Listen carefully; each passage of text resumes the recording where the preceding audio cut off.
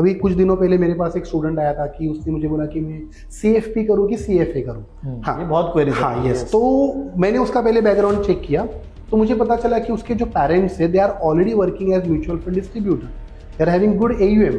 तो मैंने उसको बोला कि you do CFP first, understand the business by working with them, and then you do CFA and develop your business in a corporate one.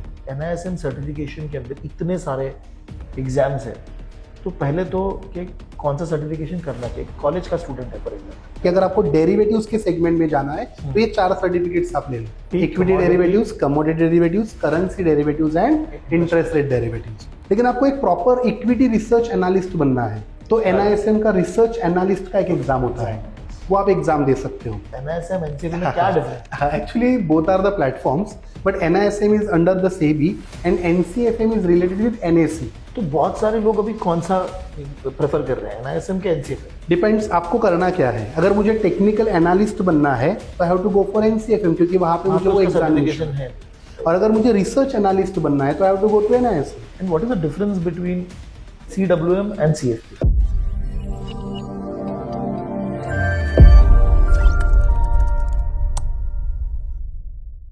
Hello guys, hi, this is Ganesh Nayak. I help finance professionals and students to excel in their career and become a better version of themselves.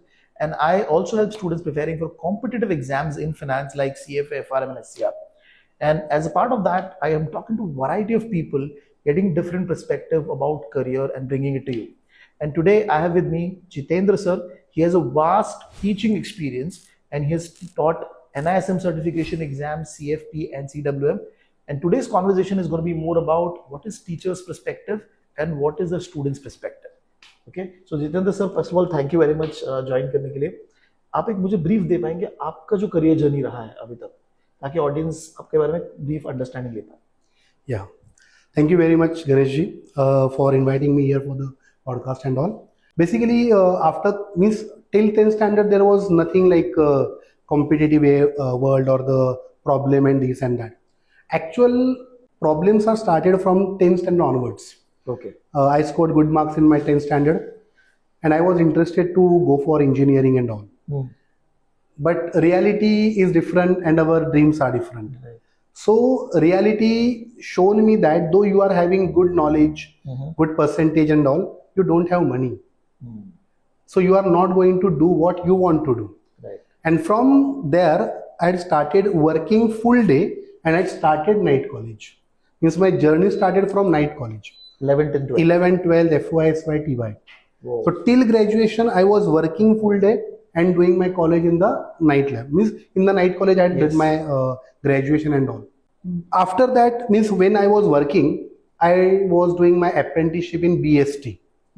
So I scored good marks there also, but I didn't get any job there.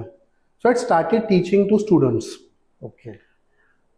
Initially only 4 students were there with me, and out of those 4 students, 2 students were only my brothers, means the younger brothers. But after that everything had changed because everybody was interested in learning and I was very very good in teaching what they want to learn. Means say for example whatever happens you know कि बहुत बार तो बच्चे को सीखना है but teacher उसको सिखा रहा है बट उसको क्या प्रॉब्लम है ये नहीं सिखा रहा है। उसको मैथ्स सिखा रहा है बट इसको मैथ्स में क्या प्रॉब्लम है वो नहीं सिखा रहा है। समझा। सो मैंने वो चीज बहुत जल्दी समझ ली थी कि इसका प्रॉब्लम 9th स्टैंडर्ड नहीं है, इसका प्रॉब्लम 5th स्टैंडर्ड है। बेसिक क्लियर नहीं है, इसको मालूम ही नहीं है। मतलब जब वो 8th स्टैंडर्ड में होता है तो 8th स्टैंडर्ड का टीचर क्या बोलता है कि आपको तो 7 तक का तो मालूम है, आपने तो एग्जाम दिया था, तो चलो अभी इधर से स्टार्ट कर दे। अब स्टूडेंट को 7th का भी नहीं आ रहा है। Okay. So what I was doing, I was teaching him right from the 5th standard.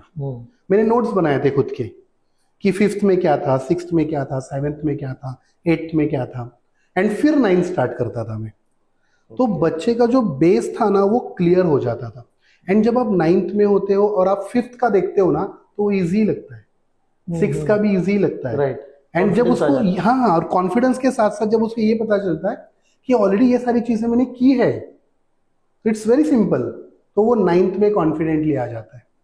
तो वहां से फिर मैंने स्टूडेंट्स को बहुत अच्छा पढ़ाया, बहुत आगे गए। मेरे बच्चे आज की डेट में CA है, CS है, MBA है, डॉक्टर्स है, डेंटिस्ट वगैरह, मतलब MDS वगैरह है, Wow. MS किया है, MTech किया है बहुत बहुत सारे बच्चों ने। तो ये सारी चीजें मैंने आप की। लेकिन तब स्कूल सेक्शंस को पढ़ा रहे थे? हाँ, पहले मैं स्कूल सेक्शन को पढ़ाता था। Okay. फिर after doing my graduation and all, I had started teaching the other students like 11th 12th and all, and simultaneously I had started doing my education correspondence, means with the help of like directly going to the universities and doing the education and all. तो मैंने MCOM किया, फिर MBA किया, MA economics किया, and I was teaching the students. आपने फिर teaching start कब की, कौन से ईयर में की? टीचिंग मैंने स्टार्ट की 1997 में, when I was in FY BCom. Just FY BCom was ending, and at that time I had Start started कर दिया। teaching in 1997. तब से अभी तक पढ़ा तब रहे से अभी तक मैं पढ़ा रहा हूँ। नियर अबाउट 27-28 ईयर्स हो गए अभी बच्चों को मैं पढ़ा रहा हूँ। और over a period of time फिर ट्रांजिशन का फेज भी आ जाता है, तो I decided to go for the finance field. Actually in 2005 when I had completed my MCom part 2, on that day in the evening I decided I'm going to work in the world of finance, and then according to that मैंने सारा पढ़ाई start किया, पढ़ाना भी वही start किया, मतलब पढ़ना भी वही स्टार्ट तो किया। आपने जॉब किया? जॉब नहीं किया मैंने जॉब मैं थोड़ा टेक्निकल साइड में था BST में, तो मैंने गोदरेज में थोड़ा सा जॉब किया था 3 महीने, और उसके बाद मैंने जॉब नहीं किया कहीं पे। Teaching only, teaching my own classes where there, I was just teaching the students and all. तो मैंने जॉब वगैरह कभी ज्यादा किया नहीं है। तो टीचिंग में मुझे एक सबसे बड़ा एडवांटेज क्या लगा कि I am having the power of changing the society. क्योंकि कहीं पे भी अगर आप देखोगे ना, तो आप बड़े इंसान को कितना भी समझाओगे, he will accept but he will not do that, implement नहीं कर पाएगा। राइट। बट अगर कोई छोटा बच्चा है, उसको अगर आप पढ़ाते हो, उसको बताते हो, तो वो इम्प्लीमेंट भी करेगा और सोसाइटी में बहुत बड़ा चेंज लाने में उसका फायदा होगा। राइट। करियर, आप किसी का करियर भी Yes. बना रहे हो। राइट। और उसको उस चीजों की समझ भी होती है, वो हमें एज अ टीचर देखता है ना, तो वो हमें फॉलो भी करता है। उसकी भी इच्छा होती है कि यस मैं भी ऐसे बनूंगा, मैं भी ऐसे करूंगा, तो हम बहुत बड़ा चेंज सोसाइटी में ला सकते हैं। एंड दैट्स वाई आज भी मैं टीचिंग को छोड़ता नहीं हूँ। मैं थोड़ा सा पढ़ाता हूँ, बट पढ़ाना मैंने कभी छोड़ा नहीं, क्योंकि मुझे मालूम है कि वो ऐसा प्लेटफॉर्म है which is having the power to change the society. फिर आप जो ग्लोबल सर्टिफिकेशंस है, जैसे प्रोफेशनल कोर्सेज है, NISM हो गया, CFP, उस तरफ कब पहुंचे?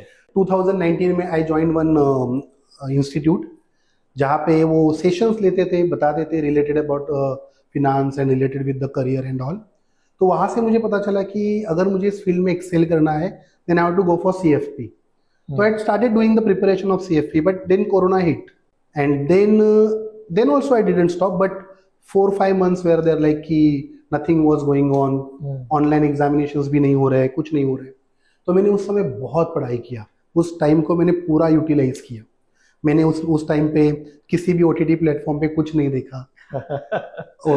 ऐसे भी मुझे बाकी की चीज़ों का कोई शौक तो है नहीं, तो फिर मैंने वो सारी चीजें भी नहीं, तो मेरा पूरा टाइम जो मुझे इतने सालों से कभी टाइम नहीं मिला, वो टाइम मुझे उस वक्त मिला। तो फिर मैंने CFP कवर किया, उसके बाद मैंने रिसर्च एनालिस्ट किया, टेक्निकल एनालिस्ट किया, फिर मैंने कैपिटल मार्केट डीलर्स मॉड्यूल किया NCFM का, फिर मैंने उसके बाद 10A 10B किया NISM का। और ऐसे करते करते करते मैं आगे बढ़ा। फिर मुझे पता चला कि अगर आपको PMS में काम करना है, तो you should be having PMS। तो मैंने वो 21A जो होता है PMS का, वो भी सर्टिफिकेशन मैंने कर लिया। उसके बाद डेरिवेटिव्स में तो मुझे पहले से बहुत इंटरेस्ट था, तो फिर मैंने इक्विटी डेरिवेटिव्स का एग्जाम दे दिया, वो क्लियर किया। ये सब कोरोना के टाइम पे ही, कोरोना के आजू बाजू, मतलब 2021 22 उस समय में। हाँ, और फिर मैंने कॉमन डेरिवेटिव्स भी कर लिया। कॉमन डेरिवेटिव्स तो उसमें तो सब आ जाता है, फिर वो भी मैंने किया। देन फिर मैंने सोचा कि CWM को भी क्यों छोड़े, तो फिर मैंने वो CWM भी स्टार्ट किया। तो एक्चुअली जब मैं CFP कर रहा था, तब भी मुझे बताया गया था कि आपके पास ट्रिपल पोस्ट ग्रेजुएशन है, you are having good experience of teaching in this field only, so you are having direct entry in the final. लेकिन मैंने बोला no, if I am going to do something in any field, then I have to go from root. तो I had given all the levels. Even in CWM also I was able to or eligible for the second level directly. वहाँ पे भी मैंने वैसे नहीं किया। I had given first level, then उसका project, then second level उसका project, and I had completed my CWM. Okay. So this is something like that. Then I got the opportunity in 2021 itself, teaching students of CFP. So I started teaching them. So till today, near about 65 students are there who had completely done the CFP and all. And there are many others also who had completed 1 or 2 or 3 modules. and they had not completed the CFE, but they are on the way of way doing of it. completing it. Okay. Yes. Now for the audience, जैसे एक NISM certification के अंदर इतने सारे exams हैं, तो पहले तो कि कौन सा सर्टिफिकेशन करना चाहिए? कॉलेज का स्टूडेंट है फॉर एग्जांपल, एक्चुअली ये इजीएस्ट कौन question- सा है जो वो खत्म कर सकता है हाँ। पहले? ये क्वेश्चन ना बहुत इंपॉर्टेंट है। अभी ना अगर आप NISM के सारे कोर्सेज देखेंगे ना, तो उसमें ऐसा नहीं है कि ये फर्स्ट है, ये सेकंड है, ये थर्ड है, ऐसा कुछ नहीं राइट, है। हाँ।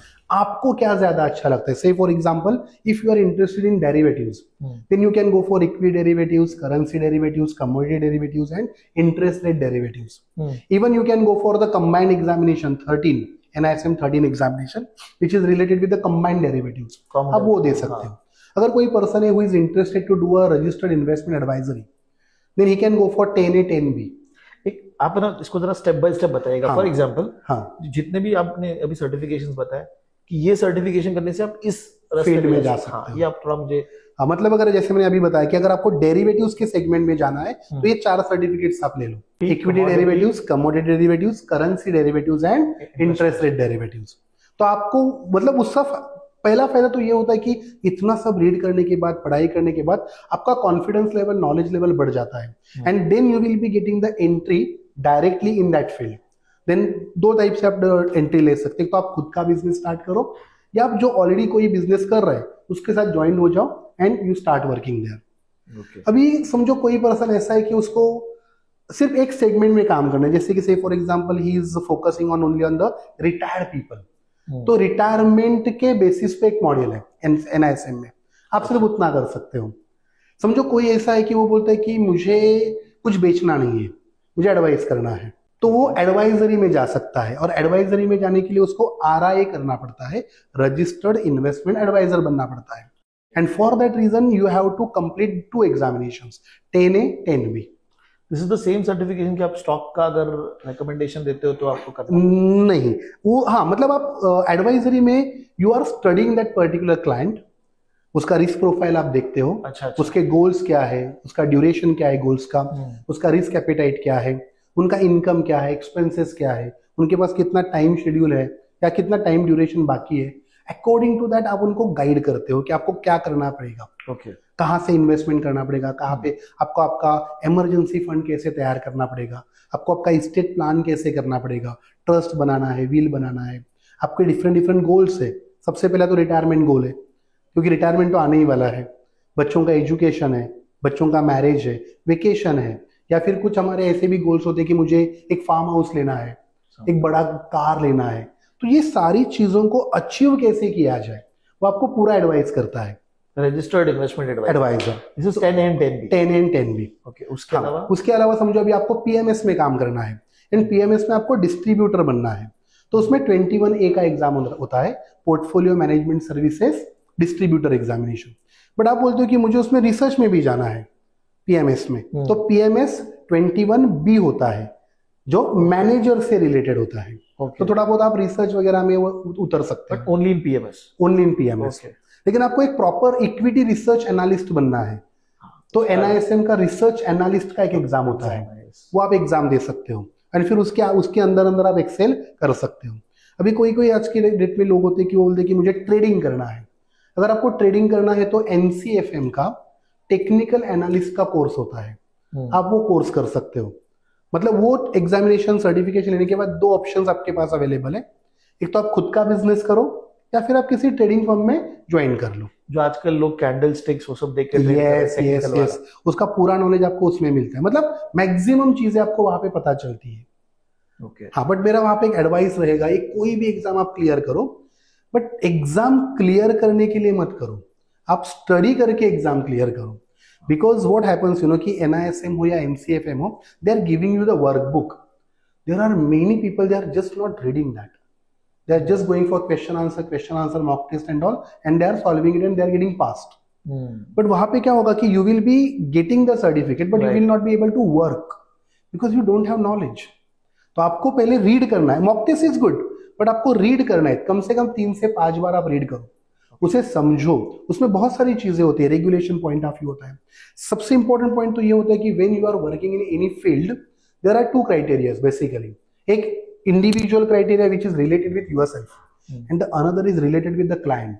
If you are a knowledgeable person, then you will be able to do the justice with both, with yourself as well and the client. Okay. क्योंकि क्लाइंट को तो कुछ मालूम नहीं है ना, तो आपको ही उनको गाइड करना है. Right. एंड अगर वो नॉलेज आपके पास होगा अच्छा, तो आप खुद को भी अच्छी तरीके से डेवलप कर सकते हो. Right. तो इसके लिए आपको पहले पढ़ाई करना जरूरी. रीड करो, 3 to 5 टाइम्स रीड करो. Don't go for by hearting and all, just read it. तो आपका बहुत फायदा होगा. इवन उसमें अगर आपको टेक्निकल एनालिसिस, जैसे मैंने अभी आपको बताया, अगर आपको और बड़े लेवल पे जाना है, तो जैसे CFA होता है, वैसे रिलेटेड विद टेक्निकल एनालिसिस भी एक बड़ा एग्जाम होता है. तो आप वो एग्जाम भी दे सकते हो, बट उसके लिए थोड़ा टाइम लगेगा. क्यों टाइम लगेगा? क्योंकि आप डायरेक्टली उधर जाओगे तो थोड़ा सा प्रॉब्लम हो सकता है. Right. तो थोड़ा आप एक्सपीरियंस ले लो, काम करो और फिर जा सकते हो वहां पे. Okay. इवन अगर आपको समझो इक्विटी में काम करना है, बट आपको एज अ डिस्ट्रीब्यूटर काम करना है, तो एक एग्जामिनेशन होता है जो डिस्ट्रीब्यूशन से रिलेटेड होता Mutual fund है. distributor. नहीं, not mutual fund, equity related. अच्छा. डीलर्स मॉड्यूल होता है वो हाँ, NCFM equity में. dealer, हाँ, yes, yes. equity. यहाँ पे एक हाँ. सॉरी सर, ये NISM for audience, NISM NCFM में क्या difference? Actually, both are the platforms, but NISM is under the SEBI and NCFM is related with NAC. Exam same है दोनों के? दोनों के एग्जाम से मतलब टाइप स्ट्रक्चर सेम ही होता है, सिर्फ बॉडी अलग है. यहाँ पे NISM है, यहाँ पे NCFM है. There are many courses are in NISM, there are many courses in the NCFM as well. बहुत बार ऐसे होते हैं कि कुछ कोर्सेस आपको सिर्फ NISM में ही मिलेंगे. जैसे कि मुझे रिसर्च एनालिस्ट करना था तो मैंने NISM में से किया, बट मुझे टेक्निकल एनालिस्ट करना था तो मुझे NCFM में जाना पड़ा. तो बहुत सारे लोग अभी कौन सा प्रेफर कर रहे हैं, NISM के NCFM? डिपेंड्स आपको करना क्या है. अगर मुझे टेक्निकल एनालिस्ट बनना है तो I have to go for NCFM, क्योंकि वहां पे मुझे वो एग्जामिनेशन है नहीं. और अगर मुझे रिसर्च एनालिस्ट बनना है तो I have to go to NISM. तो वहां से मुझे मैं कर सकता हूँ. इवन ज्यादा सर्टिफिकेशन NISM में है? NISM में है, बिकॉज NCFM में भी है. NISM के ही नाम ज्यादा सुनता हूँ हाँ, बाहर जब लोग बात कर रहे हैं. एक्चुअली NISM बना ही उस पॉइंट ऑफ व्यू से कि एक्चुअली NISM बनने का पहला रीजन तो यह है कि इन्वेस्टर को आप अच्छा गाइड कर सको. Right. और इन्वेस्टर को आप अच्छा गाइड तभी कर सकोगे when you are knowledgeable. But how can we decide कि यू आर नॉलेजेबल और not? Then this exam is there. If you are clearing this exam means you are having good knowledge, you will be able to take care of your client properly. इसलिए वो examinations है. अब आपने CFP भी पढ़ा है, खुद भी किया है, तो CFP होता क्या है, किस तरीके से वो क्लाइंट को हेल्प करता है, एक अगर आप एक ओवरव्यू दे सकते हो तो. Basically CFP is certified financial planner. इसका जो ऑर्गेनाइजिंग बॉडी है वो FPSB है, financial planning standard board USA. अब जब whenever we are talking about CFP, it is a professional course. And it is giving you the, first of all now it is giving you the ethical side. It is showing you the ethics, like how you have to handle your client first. Okay. Means you should not sell anything for earning commission. You have to sell anything for helping the client to achieve his goal. Okay. Because earning commission is a secondary one, a byproduct. You should not be focusing on that. Okay. And if you are able to take care of your client properly, if you are able to help him achieve his goal, definitely you will be getting more commissions, more clients and all. So वो आपको वहां पे professional course पहले बताता है कि how ethics are really very important in our life. Second parameter, second चीज क्या है कि when you are becoming CFP, you are having good knowledge, best knowledge में भी. क्योंकि ना कैसे होता है कि सेल करना is a different thing, and what to sell, when to sell, why to sell, ये समझना is a different thing. There are many people in the world, they are selling, they are doing well, they are earning a lot. But is it useful for the person to whom you are selling it? वो आपको ये CFP बताता है. अब CFP में आपको different modules है, जैसे कि इन्वेस्टमेंट प्लानिंग स्पेशलिस्ट है, जहाँ पे आपको इन्वेस्टमेंट क्या होता है, कितने टाइप के इन्वेस्टमेंट्स होते हैं, वो इन्वेस्टमेंट करने के लिए आपको क्या क्या मालूम होना चाहिए. जैसे कि फॉर एग्जाम्पल कोई प्रोडक्ट है, तो प्रोडक्ट कैसा है, उसका रिस्क रिटर्न एडजस्टेड सिचुएशन क्या है, उसका रिस्क कितना है, कौन से टाइप के क्लाइंट के लिए वो जरूरी है, वो सारी चीजें आप वहां पे सीखते हो. Okay. आपको समझ में आता है कि इक्विटी प्रोडक्ट्स कैसे होते हैं, डेब्ट प्रोडक्ट्स कैसे होते हैं, या फिर हाइब्रिड प्रोडक्ट्स कैसे होते हैं, उनका इंटर रिलेशनशिप कैसे होता है, ये आपको मालूम होता है. जब आप, हाँ सर, इसमें CFP जो कोई करता है उसको क्या टाइप के जॉब्स लग सकते हैं? बेसिकली जॉब्स तो 2 टाइप के जॉब्स तो इजीली हम बोल सकते हैं. पहला जॉब तो आप खुद का बिजनेस कर सकते हो, एंड दूसरा आप किसी ऑर्गेनाइजेशन को ज्वाइन कर सकते हो, जैसे कि फॉर एग्जांपल बैंक्स है या फिर म्यूचुअल फंड के डिफरेंट डिफरेंट जो हाउसेस है, एएमसीज है, आपको वहां पे अच्छे जॉब्स मिल सकते हैं. मतलब if you are a knowledgeable person you can do wonders in this field. And सबसे इंपॉर्टेंट पॉइंट तो यहाँ पे ये है कि you are helping somebody become wealthy. मतलब जो सबसे मतलब मैं यहाँ पे क्यों आया, the reason was that only कि you are having good percentage but you don't have money, then you will not be able to do that. तो वेल्थ इज वेरी इंपॉर्टेंट. तो आपको वेल्थ क्रिएट करने में वो पर्सन आपको help करेगा, CFP आपको हेल्प करेगा according to your risk appetite, according to your goal, according to the duration and all.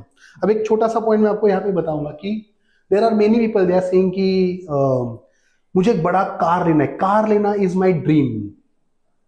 But dreams कभी पूरे नहीं होते unless and until you convert those dreams into your goals. अभी यहाँ पे ये मेन जो डिफरेंस है ना वही आपको सीएफपी में बताता है कि ड्रीम में मतलब कि मुझे कार परचेस करना है, बड़ा कार परचेस करना है, बट कब परचेस करना है, कितने का परचेस करना है, उसके लिए आपके पास कितना पैसा होना चाहिए. मतलब अगर कोई बोलता है कि मुझे 10 साल के बाद लेना है तो you are getting a time duration. तो आज उस कार का प्राइस 1 करोड़ है तो 10 साल के बाद कितना होगा, इन्फ्लेशन वहां पे रोल प्ले करेगा. तो उतना पैसा उस वक्त आपके पास होना चाहिए और उतना पैसा उस वक्त होने के लिए आज से you have to start investing according to your risk appetite. Right.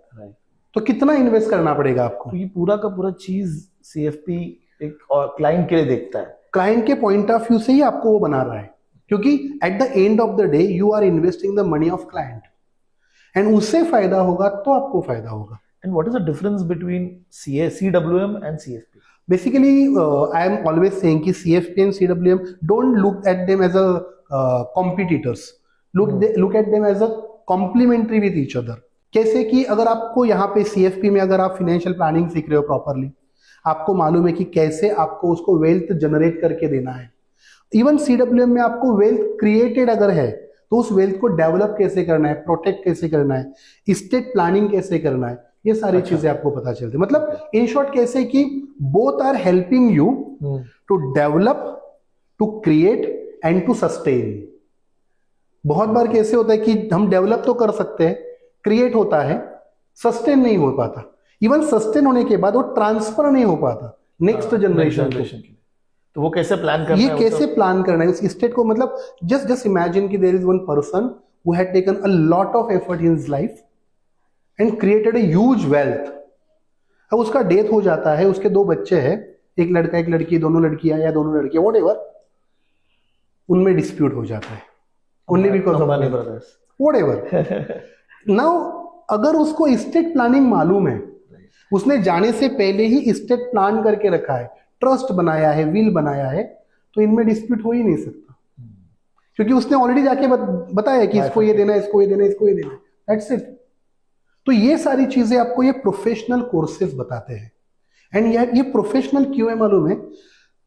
First of all course knowledge है, यहाँ पे स्किल है, एंड यहाँ पे एथिक्स है.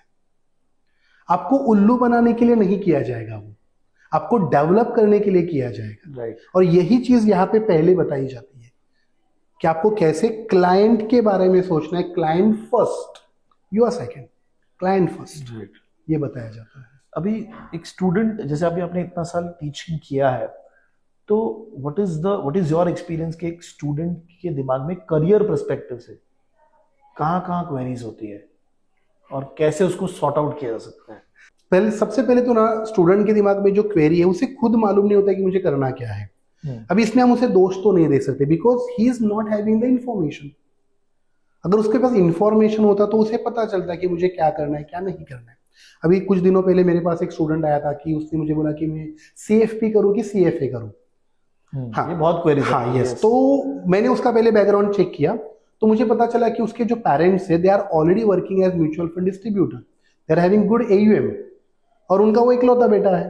तो मैंने उसको बोला कि you do CFP first, understand the business by working with them, and then you do CFA and develop your business in a corporate one.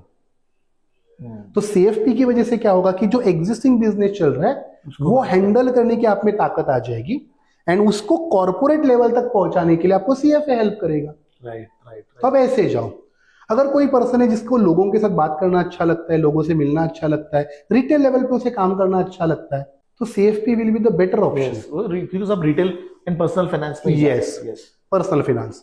But अगर कोई पर्सन ऐसा है कि जो उसे कॉर्पोरेट लेवल पे ही काम करना है, इन्वेस्टमेंट बैंकिंग में काम करना है, या उसे ऐसे लेवल पे काम करना है जहाँ पे रिसर्च है, तो उसे CFA करना ज्यादा अच्छा है, क्योंकि उसका पर्सपेक्टिव ही वही है। राइट। तो करियर के पॉइंट ऑफ व्यू से जो पहले क्वेश्चंस आते हैं ना दिमाग में, उसका सॉल्यूशन इंफॉर्मेशन है। तो पहले तो उसको इंफॉर्मेशन लेना जरूरी है कि क्या क्या है मार्केट में और उसमें से फिर मेरे लिए अच्छा क्या है। इट्स लाइक जब हम इन्वेस्टमेंट के बारे में बात करते हैं तो हम हमेशा एक बात बताते हैं कि every product is a nice product. आपके लिए नाइस है क्या? Great. It's like you know कि you are going into the market and वहां पे एक अच्छा सा शर्ट है, शर्ट बेस्ट है, बट वो आपके साइज का नहीं है, या फिर आपको जो कलर अच्छा लगता है वो कलर नहीं है, या आपको फुल शर्ट चाहिए और वो हाफ शर्ट है। तो ये आपको इन्वेस्टमेंट मतलब हर एक जगह पे आपको ये देखना पड़ेगा कि जो भी है वो आपके लिए अच्छा है क्या। मतलब से for example there is one person was interested in doing legal studies, तो ऑफ कोर्स LLB करना चाहिए, बट ही टोल्ड कि he is not interested in litigation. तो फिर उसको वो करके फायदा ही नहीं है। तो उसको ऐसा लॉ में ही एक ऐसा फील्ड देखना चाहिए जहाँ पे लिटिगेशन नहीं है, जहाँ पे वो जाएगा, बैठेगा, काम करेगा, घर पे आएगा। राइट। It's like that. तो पहले तो आपको इंफॉर्मेशन लेना पड़ेगा। और स्टूडेंट्स के लिए आज की डेट में अगर हम देखेंगे, अ lot of options and varieties. Yes, अभी तो बहुत कुछ आ गया, बहुत कुछ है। अगर आप गूगल पे टाइप करोगे तो आपको बहुत सारी इंफॉर्मेशन मिल जाएंगी। अगर आपको मतलब आप रिलेटेड फील्ड्स के जो लोग होते हैं उनके साथ भी अगर आप बैठते हो, बात करते हो, आपको पता चलेगा कि what is good for you, what is suitable for you, आपके लिए अच्छा क्या है। ओके। लोगों के साथ बात करना अच्छा लगता है तो आपके लिए अच्छा क्या है, आपका एग्जिस्टिंग बिजनेस क्या है तो आपके लिए अच्छा क्या है, आप जीरो से ही करने वाले हो तो आपके लिए अच्छा क्या है। It's like that. दूसरा पॉइंट स्टूडेंट्स के पॉइंट ऑफ व्यू से ये है कि they are always thinking about easy and difficult. हाँ, कि कौन सा कोर्स सबसे इजी है, इजी एंड कौन सा कोर्स डिफिकल्ट है। Yes. I always tell the people कि आप करना क्या चाहते हो लाइफ में, लाइफ में करना क्या चाहते हो। मतलब जब मैं स्टूडेंट्स के साथ बात करता हूँ उनको एक सिंपल सा सवाल पूछता हूँ कि बंगले में रहना है कि झोपड़ी में रहना है। ओके। अगर झोपड़ी में रहना है तो 2 दिन में झोपड़ी बन जाएगा, बंगले में रहना है तो 2 साल लगेंगे। तो आपको करना क्या है लाइफ में। तो डिफिकल्ट इजी मत देखो, आपको क्या करना है और वो करने के लिए आपको कौन हेल्प करेगा वो आप देखिए। राइट। वो ज्यादा इंपॉर्टेंट है। Very very interesting. ये बहुत सारे स्टूडेंट्स के दिमाग में है क्वेरी। टाइम देखिए कैसे कि अगर आप टाइम नहीं देते हो तो नहीं होगा ना। अभी जैसे कि फॉर एग्जाम्पल रोज हम घर पे खाना बनाते हैं तो उसके लिए समझो 1 आवर लगता है, बट जब त्योहार होता है तो 4 घंटे लगते हैं, क्योंकि त्योहार का खाना अलग होता है। तो इट टेक्स टाइम और वो डिलीशियस होता है, वो अलग होता है, वो रोज नहीं बनता है। तो कोर्सेस में भी ऐसा ही है कि आप क्या चाहते हो। बिकॉज ये मैंने आपको क्यों पूछा ना, बहुत सारे स्टूडेंट्स का ये भी होता है कि मैं बिकॉज मेरा फ्रेंड एक कोर्स कर रहा है मैं भी ये करना चाहता हूँ। वो तो सबसे गलत चीज है। ऐसे आते हैं आपके हाँ, स्टूडेंट।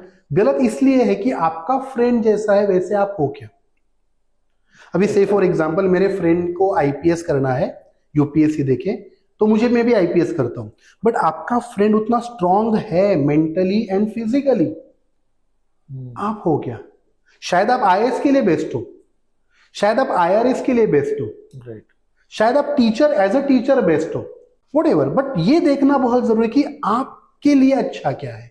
मतलब अभी कैसे होता है कि कोई पर्सन ऐसा होता है कि आप उसको कुछ भी पहनाओ उस पे ऊपर वो जचता है। रीजन हाइट बॉडी कलर ये नहीं है, रीजन ये है कि he is able to carry that confidently. जैसे कि अभी वो रणवीर सिंह, आप उसको कुछ भी पहनाओ कितना कॉन्फिडेंटली उसे कैरी कर रहा है वो। हाँ, बट दूसरा कोई पर्सन है having good physique, height and colour and everything, but he is not confident, right right, तो वो नहीं जचेगा उसको। तो आपको क्या लगता है आपके लिए अच्छा क्या है, आप कहाँ पे कॉन्फिडेंट हो, ये आपको देखना जरूरी है। एक और जो क्वेरी आती है कि कौन सा कोर्स जल्दी खत्म होगा, क्योंकि अगेन जो क्वेरी आपने भी बोला ना कि झोपड़ी और उसका, क्योंकि शायद उनको एक टाइम के बाद नहीं पढ़ना है, अभी वो ऑलरेडी वर्किंग प्रोफेशनल है, उनको टाइम नहीं मिल रहा है, कुछ ऐसा करना है जिससे उनको कुछ ग्रोथ मिल जाए। राइट, इट्स बेसिकली उनको पढ़ना है। सबसे इंपॉर्टेंट ये बात है कि उनको पढ़ना है। अब यहाँ पे ना एक इंपॉर्टेंट पॉइंट उनको खुद को सोचना पड़ेगा कि जो भी वो पढ़ेंगे उससे उनको कितना ग्रोथ मिलेगा. Is he satisfied with that growth? Then it's okay. But अगर वो सेटिस्फाइड नहीं है उस ग्रोथ से तो उनको ज्यादा बड़ा करना पड़ेगा. इसके लिए मैं एक अच्छा सा एग्जाम्पल देता हूँ आपको. मतलब ये रियल लाइफ एग्जाम्पल है, मेरे फ्रेंड का एग्जाम्पल है. उसको एमबीए करना था. अब उसके पास 3 ऑप्शंस थे. एक था सीईटी करो, दूसरा कैट करो, तीसरा जीमैट करो. उसने जीमैट सिलेक्ट किया. उस वक्त आईएसबी आया था इंडिया में, आई थिंक 2003-2002 के पहले. उसने 2003 में किया था. तो उसने जीमैट दिया. तो मैंने उसको पूछा कि वाई जीमैट, क्योंकि आईएसबी में उस वक्त कुछ आई थिंक 13 की 15 लाख रुपीस फी भरा था उसने उस वक्त. तो मैंने उसको पूछा कि वाई जीमैट, वाई आईएसबी. तो उसने मुझे बोला कि जीमैट एंड आईएसबी करने की वजह से मुझे जो एक्सपोजर मिलेगा वो बड़ा एक्सपोजर है, मुझे वो चाहिए, इसलिए मैंने वो किया. राइट. ओके. अगर आपको उतना नहीं चाहिए, आपको एक नॉर्मल कंपनी में काम करना है, नॉर्मल कॉलेज से कंप्लीट करना है, तो आप दूसरा एग्जाम दे दो. तो आपको क्या अच्छा लगेगा, आपको क्या चाहिए. तो उस वक्त जस्ट आईएसबी के बारे में उसको मालूमात हो गई थी. And he had done GMAT and done the MBA from ISB. तो ये आपको सोचना है कि आपको किस लेवल पे पहुंचना है. आईएसबी आपको कहाँ पे पहुंचा सकता है, ये पर्टिकुलर इंस्टीट्यूशन आपको कहाँ पे पहुंचा सकता है, like that. And if you are happy satisfied with that then that is your option. अगर नहीं हैप्पी हो तो आपको दूसरा ऑप्शन देखना पड़ेगा जो आपको वहां तक पहुंचाए. बहुत सही आपने बताया. इनफैक्ट मुझे जो क्वेरीज आती है मैं सब अभी आपको पूछना चाहता हूँ. ठीक है. तो एक जैसे लोग बोलते हैं कि अच्छा ये कोर्स करने के बाद मुझे सैलरी में कितना हाइक मिल जाएगा. हाँ, तो यहाँ पे आपका क्या व्यूज है? यहाँ पे ना 2 व्यूज है. एक तो उसको एक्चुअली अगर लाइफ में पैसा बहुत कमाना है तो is having 2 options again, business and job. अगर उसको जॉब में ही ऊपर जाना है तो वहां पे 2 चीजें इंपॉर्टेंट, यहाँ पे भी है बट वहां पे ज्यादा इंपॉर्टेंट, क्योंकि वहां पे उधर ही कंपटीशन ज्यादा होगा. ऑफ कोर्स एक तो उसके पास अच्छा एजुकेशन होना चाहिए एंड स्किल सेट. मतलब उसने आईएसबी से एमबीए किया but he is not able to absorb the skill set, तो उसका कोई फायदा नहीं होगा. उसके पास वो स्किल सेट होना चाहिए. See at the end of the day ना आपका सर्टिफिकेट कोई नहीं देखता है. That is only the entry one, entry के लिए. At the end of the day आपको क्या आ रहा है, उससे आप कितना वैल्यू ऐड कर पा रहे हो. Yes. खुद के लाइफ में, आपके क्लाइंट के लाइफ में, आपके कंपनी की लाइफ में, वो मैटर ज्यादा करता है. Right. तो अगर जस्ट इमेजिन कीजिए कि आपके पास जो स्किल सेट है पढ़ाई की वजह से या आपके एक्सपीरियंस की वजह से, और उस स्किल सेट की वजह से कंपनी को बहुत फायदा हो रहा है, तो definitely company will offer you good hike. बराबर. तो सिर्फ ये चीज भूल जाते हैं. हाँ, उनको क्या लगता है कि मीन्स मैंने ये किया. सी आपको एंट्री मिलेगा, आपका लेवल बढ़ेगा, बट उसके आगे आपको डेवलप करना पड़ेगा. सी आपको मालूम होगा कि आप किसी रेस्टोरेंट में जाते हैं तो हमें ये नहीं फर्क पड़ रहा है कि उसने कहाँ से होटल मैनेजमेंट किया होगा. हमें फर्क पड़ता है कि भाई मैंने तुम्हें जो डिश का ऑर्डर किया है वो टेस्टी है क्या, वो डिलीशियस है क्या, वो मैं सेकेंड टाइम खा सकूंगा क्या, या मैं किसी और को बता सकता हूँ क्या उसके बारे में. तो वहां पे तो स्किल ही इंपॉर्टेंट है ना. तो एंट्री तो मिल गया आपको, स्किल आप सी एंड कंपनी आपको 2 लाख एक्स्ट्रा कब देगी, जब आप कंपनी को 2 लाख से ज्यादा कमा के दे रहे हो. बराबर. अग्रीड. बस वही है. तो आपके पास स्किल ही अच्छा होना चाहिए, तो आपको कंपनी डेफिनेटली हायर भी करेगी, रेज भी देगी अच्छा, एंड आपको मतलब आपको जाने भी नहीं देगी. ओके. जाने भी नहीं देगी. अब एक और क्वेश्चन, टीचर के पर्सपेक्टिव सबसे डिफिकल्ट पार्ट टीचिंग का क्या है? टीचिंग का सबसे डिफिकल्ट पार्ट बच्चे को समझना. ओके. क्योंकि हम जिसे पढ़ाने वाले हैं वो उसकी लेवल क्या है, उसको कहाँ पे लैक हो रहा है, उसका एक्चुअल प्रॉब्लम क्या है. मैं कितना भी रटवाऊंगा उसको, रट के क्या करेगा, वो समझेगा तो नहीं. तो उसका एक्चुअल पेन पॉइंट क्या है वो मुझे देखना पड़ेगा. जैसे मैंने अभी आपको बताया कि जब मैंने मैथ्स पढ़ाना स्टार्ट किया, पहले लेक्चर में मुझे पता चला था कि इनका प्रॉब्लम 9th नहीं है. मतलब मैं ट्रायंगल्स पढ़ा रहा था एंड वो लाइक 9th स्टैंडर्ड के बच्चे, उनको ट्रायंगल के टाइप्स नहीं मालूम है, फीचर्स तो बहुत दूर की बात है. फिर मैंने उनसे बात की, आई रियलाइज्ड कि इनका प्रॉब्लम अलग है. मतलब ये नहीं कि they are dull, it's not like that. In fact dull तो कोई होता ही नहीं है. तो फिर मैं समझ गया, फिर मैंने नोट्स बनाए, नोट्स का प्रिंट आउट निकाला, जेरोक्स करके दे दिया सबको एंड पढ़ाना स्टार्ट किया. इनिशियल फेज में बच्चों को लगा कि सर क्या कर रहे हैं, क्योंकि मैंने लिखा था ना 5th, फिर ये 6th का है, ये 7th का है. सिक्स्थ खत्म होने के बाद 7th स्टार्ट हुआ ना, दे रियलाइज सर क्या कर रहे हैं। तब मैंने उनको बताया कि देखो ये जो आप कॉन्करेंट लाइंस जो आप 9th में पढ़ रहे हो वो 6th में हुआ है ऑलरेडी आपका। तो एक तो आपको उस वक्त समझा ही नहीं था या आप भूल गए हो। ये बहुत सही बात बोली आपने कि स्टूडेंट का माइंडसेट क्या है, क्योंकि वो किस तरीके से कोर्स में एंटर कर रहा है वो अंडरस्टैंड करना बहुत ज्यादा, तभी आप उसको गाइड कर हाँ, पाओगे। और उसके पेन मतलब उसका प्रॉब्लम क्या है, मतलब उसका प्रॉब्लम इंग्लिश नहीं है, उसका प्रॉब्लम ये कंसेप्ट है, लेकिन आप उसको इंग्लिश पढ़ा रहे हो तो कुछ नहीं हो पाएगा। या फिर उसका प्रॉब्लम कंसेप्ट नहीं है, कंसेप्ट समझा है, इंग्लिश में कैसे बोलूं, तो उसका इंग्लिश प्रॉब्लम है। राइट। तो आपको ये देखना पड़ेगा कि वो एक्चुअल कहाँ पे लैक हो रहा है।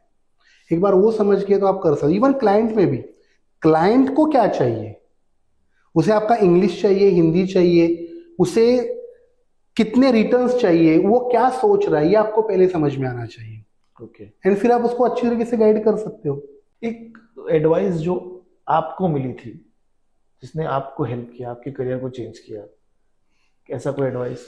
एक्चुअली वो एडवाइस नहीं था, मैंने ना एक लाइन पढ़ी थी लाइफ में, बहुत छोटा था मैं। एक्चुअली गरीबी ना आपको बहुत कुछ पहले ही सिखा देती है, बट उस लाइन ने मुझे खुद पे काम करना सिखाया।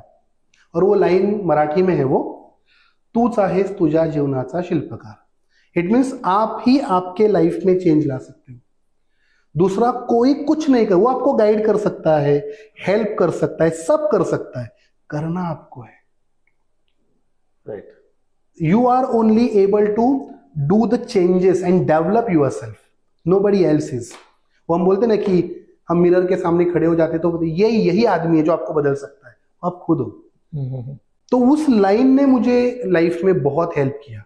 मैं समझ गया कि जो भी करना है मुझे करना है, बाकी के लोग मेरे फ्रेंड्स होंगे, मेरे पेरेंट्स होंगे, मेरे वेल विशर्स होंगे, मेरे कॉम्पिटिटर्स होंगे, एनिमीज होंगे, जो भी होंगे ना, वो मुझे सिर्फ ना धक्का दे सकते हैं, हेल्प कर सकते हैं, या कुछ ऐसी सिचुएशन क्रिएट कर सकते हैं कि जिसकी वजह से मैं और अच्छा करूं, बट करना तो मुझे है। तो लाइफ में अगर जितना जल्दी हर एक इंसान ये बात समझ जाए ना कि at the end of the day I have to fight my own battle and the war, तभी वो पावरफुल बनेगा। अदरवाइज होता क्या कि एवरीबडी इज लाइक कि मुझे किसी ने हेल्प नहीं किया, मेरे पेरेंट्स गरीब थे, या फिर ये था वो था, फिर वो कुछ नहीं कर पाएगा लाइफ में। तो ये मेरी लाइफ का ये है कि मैंने सीख लिया जो भी करना है मुझे करना है। ये बहुत ही इंटरेस्टिंग है, बिकॉज बहुत सारे बच्चे ये जो कोर्सेज स्टार्ट करते हैं, not only NISM but CFA, FRM, बहुत सारे वो रीजंस ढूंढ लेते हैं कि अच्छा मैं पास नहीं हो पा रहा बिकॉज मेरा जॉब बहुत हेक्टिक था, या मेरे साथ ये हो गया। आई नो बहुत सारे डिफिकल्ट चीजें भी हो सकती है लाइफ में, बट जैसा आपने बोला ना कि किसी को फर्क नहीं पड़ता, आपको ही फर्क पड़ना चाहिए। That is very very interesting. And I think so ये जो कॉन्वर्जेशन आज हमने किया ना बहुत हेल्प करेगा, और बहुत ही अलग पॉडकास्ट है। हम जनरली करियर रोल के बारे में बात करते हैं, और हमने जब आपका प्रोफाइल देखा था तो वी थॉट कि आपका एक टीचिंग का एक्सपीरियंस जो है, और आपने जितना स्टूडेंट्स को पढ़ाया है इतने सालों में, तो वो आप बता पाओगे इस पॉडकास्ट पे। तो वो एक बहुत ही अच्छा कॉन्वर्सेशन था। And thank you very much sir for taking out time and talking to us.